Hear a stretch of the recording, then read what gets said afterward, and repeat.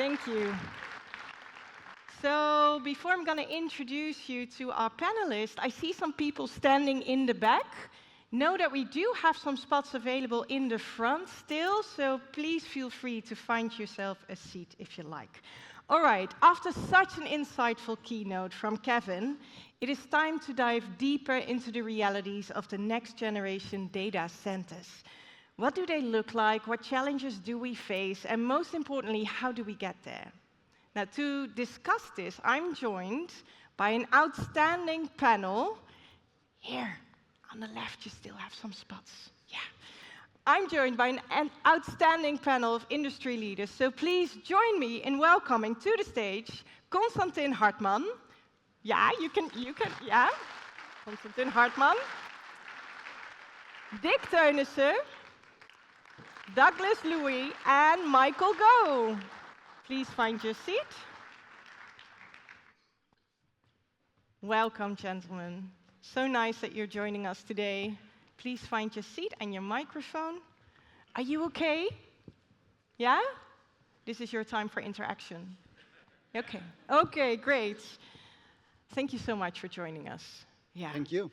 Now, Kevin laid down some real challenges we face already, but let's start by painting the ideal picture here. So what if there were no restraints, no challenges whatsoever? Let's say energy was abundant, regulation was supportive, demand was predictable. What would that next generation data center look like? Starting with you. Maybe I can add a couple of additional points because Go there are ahead. further constraints we can think about, for example, access to renewable power. We can think about access to capital.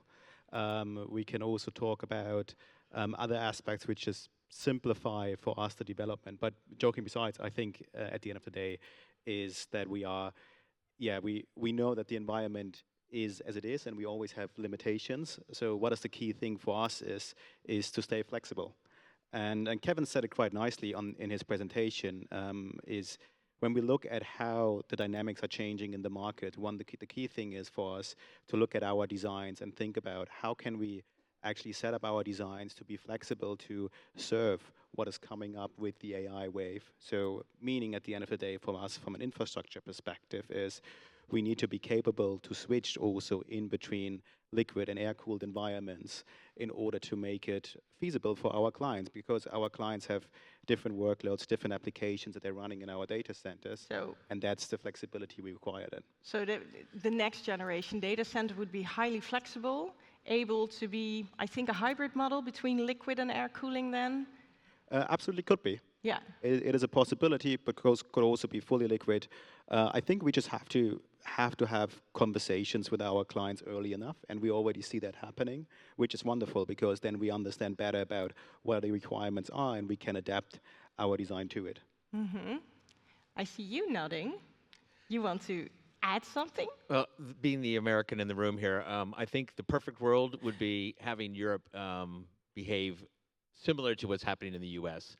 Cut through the regulation, build at pace, build at scale, have the local government be very, very supportive of moving at pace. As I often say, you know, what's in the data center now is not cat videos, but it's more AI models that are helping to solve for cancer and model global warming.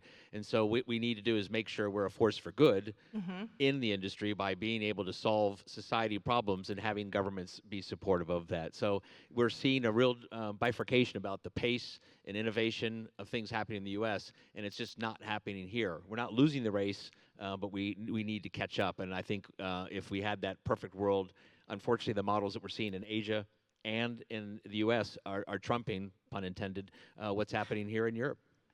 Yeah, thank you, Michael.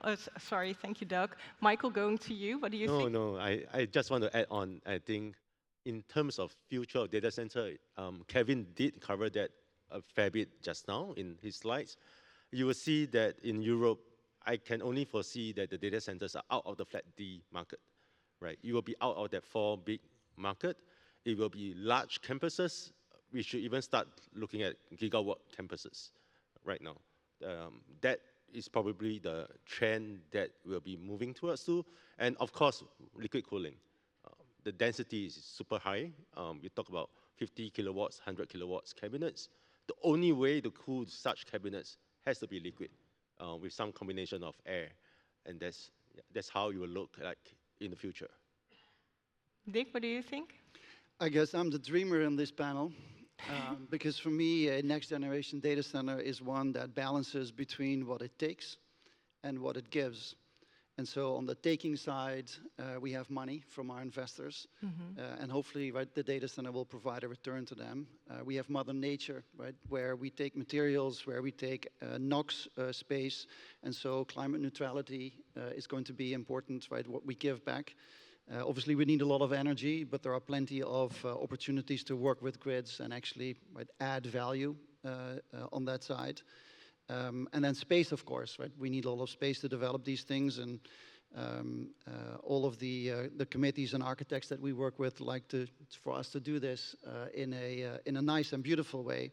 And I think lastly, something very important is that we provide social value, right? We actually provide a level of employment, integration in education, so that in the end we have a model, right, that is long-term durable, providing a stable, secure digital infrastructure for society and businesses to grow and innovate. Thank you, thank you. I think, Doug, you mentioned it already a little bit, but let's do a quick poll with the audience here. So,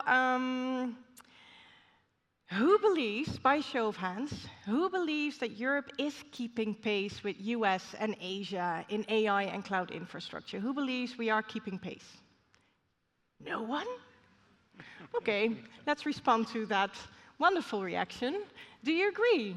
Are we falling behind then? I fully agree with this. I think, in a way, if we look at Europe at the moment and as Europeans, we are actually a consumer of the software that's out there and that's being developed. And actually, we're the consumer of software that's developed in the US and in China specifically. Yep. And I think we have to think about how can we turn this around and actually use the innovation and the knowledge that we have in Europe. And well, back in the days, the Industrial Revolution started in Europe.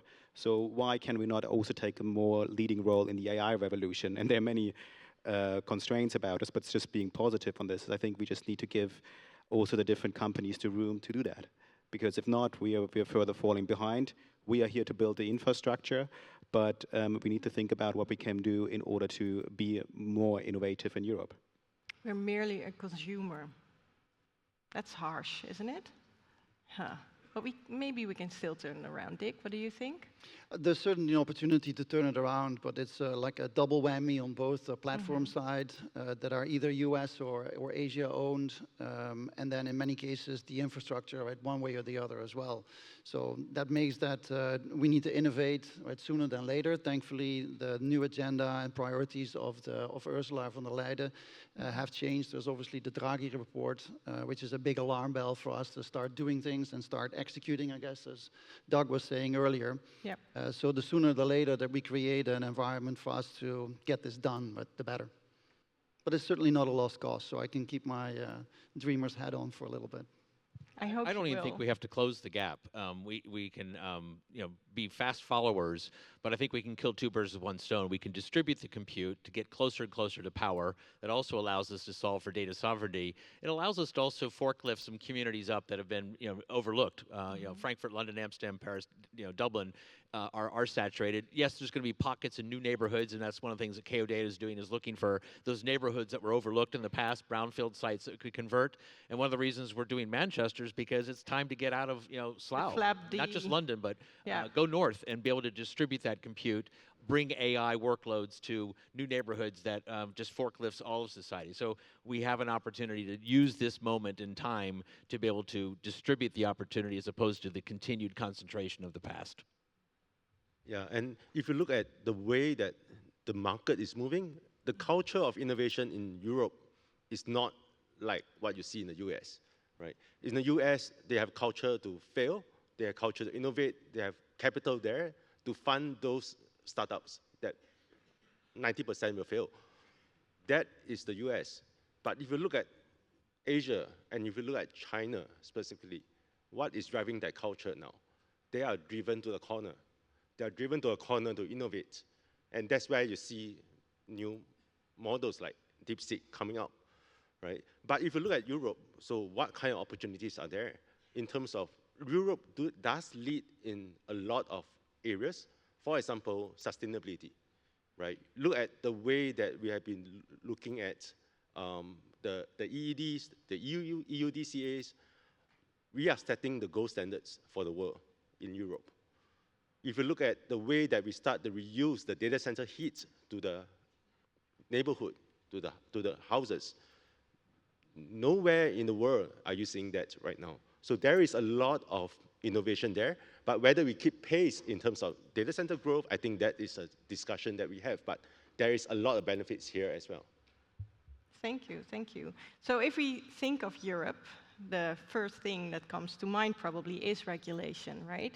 And a lot of people think that regulation is, well, surely holding us down when it comes to innovation. But Konstantin, looking at you now, I think you see an advantage in the regulation part of things, don't you?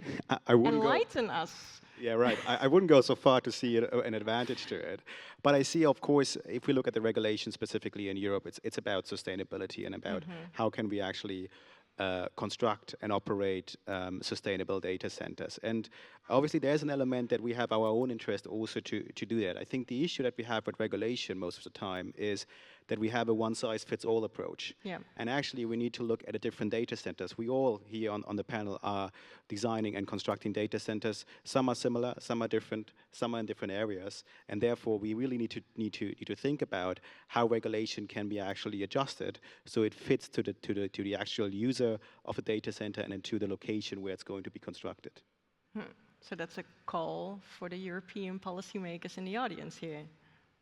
Absolutely. Could be. I think the call is out, and we show that tremendously from all people in the industry. We are here to talk about it. So we want to keep that conversation going in order to talk about a regulation framework that actually fits to what we are doing. Yeah, yeah. Michael, you said it already. You are based in London, I think, but you, sorry, looking at Douglas, sorry, Douglas. You are based in London, but you are an American. So looking at regulation in Europe from an American perspective, what do you think about it? I always have to be careful. I mean, as much as I am an American, I've lived in Europe now 30 years, but I do think everybody in this room has a responsibility now to engage with the governments. And it used to be an us versus them situation. We have to embrace the concept of we, and that is educating governments as to the value that bringing data centers to their community brings. And as much as it's deplorable about Trump's announcement about wanting to take over Gaza, I mean, the one thing that we can take is that go get it, make it happen, make decisions, engage with the community, cut through the red tape, and allow us to be able to deliver this much-needed capacity in the industry to these communities at pace. So we need to take the politics out of it, but recognize that what's happening in the U.S., there are some things there that we must replicate here, including getting through the red tape and allowing us to build data centers to solve the business and society problems that we're here to do. Dick, do you agree? I agree with Konstantin that regulation by itself is not a bad thing, right? If regulation is fair, it has a long-term view, then it can provide a level playing field and a solid basis for investment and for innovation going forward. I guess in Europe, we've been regulating not so much ourselves, we've been regulating the invaders, mostly from the US. So I guess a combination of a fair and forward-looking regulation combined with actual European spend in innovation and digital built infrastructure would make a big change, right? Instead of buying Amazon, right, or Google services, there's a beautiful company in France called Mistral, right? They're trying to do the same thing. Why not enforce whatever 30%, 25% of the EU spend on European products? It's a little bit as what our orange friend is doing. Yeah. We can do the same. Yeah, would you agree with that, Yes, Michael? yes, Yeah? and I totally agree with the panel. Okay, okay. So let's talk about AI. Michael, I think you mentioned DeepSeek already. I talked about it this morning also. So that happened, right? Last week, a lot of things happened. Chinese startup broke the internet with DeepSeek. And it makes you wonder, how do you build data centers of the future, next generation data centers, when you're not even sure what the technology of tomorrow will look like? How can you do that? Michael, starting with you. I don't think the technology is very different. If you look at us here, we are infrastructure provider. We provide space, we provide cooling, we provide power. The way to power the data centers, be it whether it's DeepSeek, whether it's ChatGPT, whether it's OpenAI, is the same, right? They are using similar chipsets, although they claim that they don't. But no matter what, we are talking about servers, we are talking about networking equipments that's there. So the data centers don't change. The only thing that does change, like what I mentioned, is the way we are cooling the data center, which is going to be a lot of high density. We are going to see very, very high density racks, and that is how, I mean, we will be building. So that, having said that, if you look at the data center industry, it will be something like, we will build something that will cater for the whole industry, right? So, and I personally don't think that there's a lot of difference in the way we build. Do you all agree with that? Do I you have a actually different- somewhat disagree. We found that when we were trying to design data centers to support AI, cloud, and enterprise, we ended up coming up with a data center design that was suboptimal for really all three. So we've paused on the enterprise front, which ironically is going to probably accelerate enterprises moving to the cloud or adopting AI workloads. But so be it, because when you converge and focus in on just optimizing a liquid-cooled data center for AI and cloud, you're able to accelerate the time frame that your design gets through the design stages, and it's just easier to present the plan and get the community on board with it as well. For a while, especially here in Amsterdam, it was anti-data center, anti-cloud, but then this AI thing came along, and all of a sudden now we're pushing against an open door, because why would the Dutch not want to be participatory in the AI revolution? So it's about community engagement, but also focusing your design on something that's going to do two things: solve for the business requirements, but also provide the returns to the shareholders that will then in turn want to invest even more in your platform, because you're providing a positive return going forward. Focus. Oh, Konstantin, you want to add something? Just on Doug's point around for the enterprise side, and that there needs to be a certain decision about how we design data centers. I think if you're now an enterprise company in this room and you sit there and you say, oh, time is up, there's no capacity left for me, actually how this can be avoided is really to think about your planning and think about how can we actually engage also with data center operators early enough. Because the issue that we see that we often see with enterprises is enterprises come around and they need capacity shortly, within the next 3-6 months, in order to go live. So actually the challenge for these companies is, and I can only encourage these companies to think about it, is how can they actually extend their planning horizon to think about how can we actually have long-term discussions with data center operators like us in order to see how that fits into the developments that we are doing. Thank you.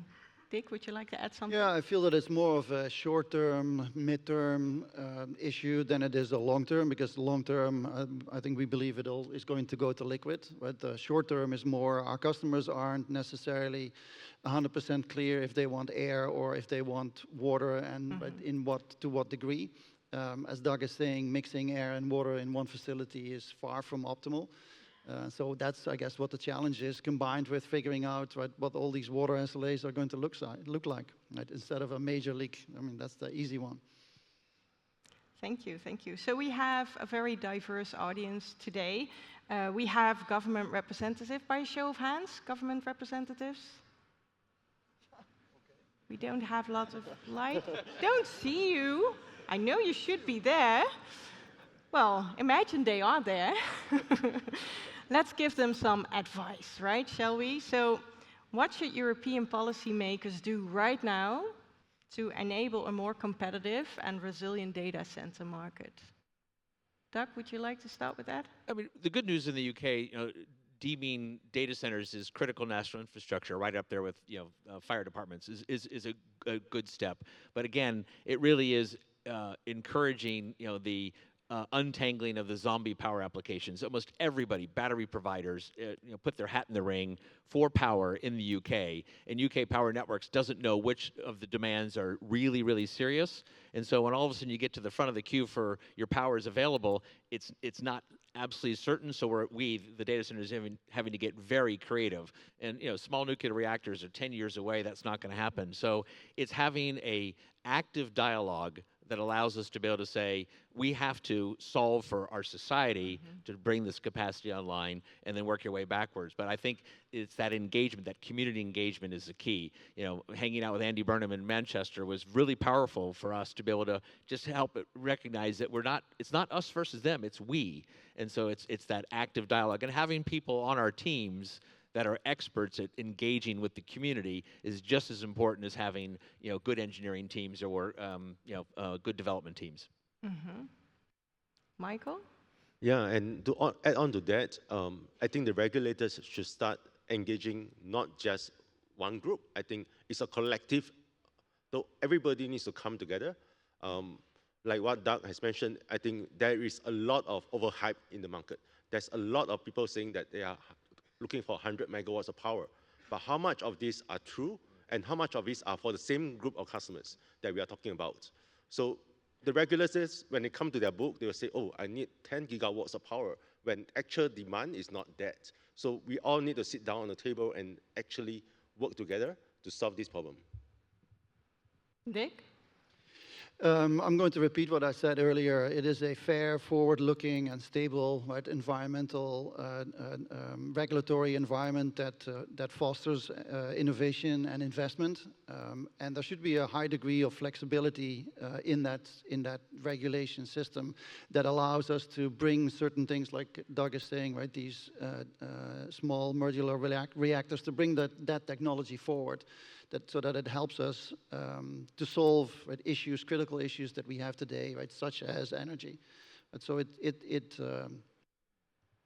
that's what it should be. Yeah, and I think from a regulator perspective, I think there's also a little bit of further trust into the industry, because there are many interests that are similar. We want to operate more efficient data centers ourselves as well. So we have an absolute commercial interest to reduce, for example, our PUE levels, and everybody of us is working this on a daily basis within the different data centers to operate it. Do we need regulation for this? Probably not. We do it ourselves. So capacity constraints are real. What should enterprises and hyperscalers do now to future-proof their data strategies? Is there one specific thing that you would like to advise? Buy more. Buy more. Something else?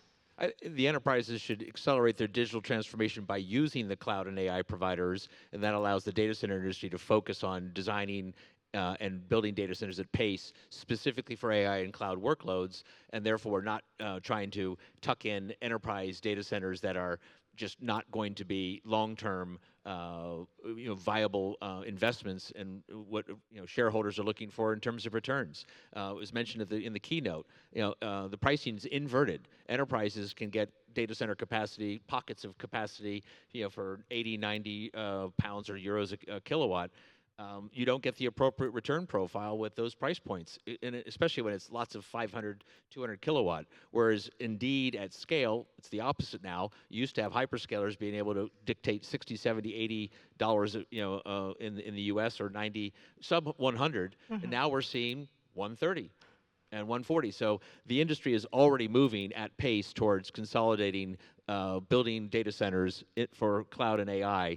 I think you're going to see a sunsetting of their enterprise going forward. It's just going to accelerate based on the demand requirements. Constantine? I wouldn't fully agree with this, because I think there's still an enterprise play in the market, but it's really for the enterprise in the market. And I have to repeat myself what I said earlier is, is that early engagement that is necessary, because even enterprises nowadays have specific requirements how they want to build out their data halls, and well, delivery times or even available capacity is not going to fit to these specific requirements that come up, because most of these enterprises also have learned over time what it is, what a co-location data center is, and how to actually what is required for from a security operations perspective. So it's really the key thing. Front-end planning, early engagement are the key aspects from my perspective, if there are certain workloads that are not shifted to the cloud. Yeah, my serious answer would have been visibility. Right? So Sorry? visibility, a line of Visibility. sight to what is required for the next 12 to 24 months in terms of location and capacity. Because the development cycles on our end are just becoming longer and longer, and so that visibility to know where you need to go, at what pace, and for what capacity, right, tremendously helps our engagement process with communities to secure space, to secure power, to secure the resources that we need to provide the infrastructure. So, and then you can still buy more. Still buy more. Yeah, I do agree with Konstantin. Like when he says that the enterprises need to start looking and working with operators like us, I think it's not just operators. There is a big group of scale operators that are buying in 1, 2, 3 megawatts chunk of power. Even those groups are now facing the crunch because the hyperscales are taking up every single capacity in the market when they buy large chunks like 25, 50 megawatts kind of building. So there is a lot of engagement there because the hyperscales are buying 2 years in advance, 24 months in advance. The retail customers are only buying 3 to 6 months in advance. So imagine operators like us, when we start building, before we even have the opportunity to sell to enterprises or the scale companies, it's being absorbed by the hyperscales. So that leaves a lot, very little capacity left for the retail capacity. Thank you so much. I'm afraid time's up for this panel, although we could talk for hours on this topic, I'm sure we will. Can I have a big round of applause for our dear panelists, and thank you so much, Konstantin Hartman, Dick Teunissen, Douglas Louis, Michael Go.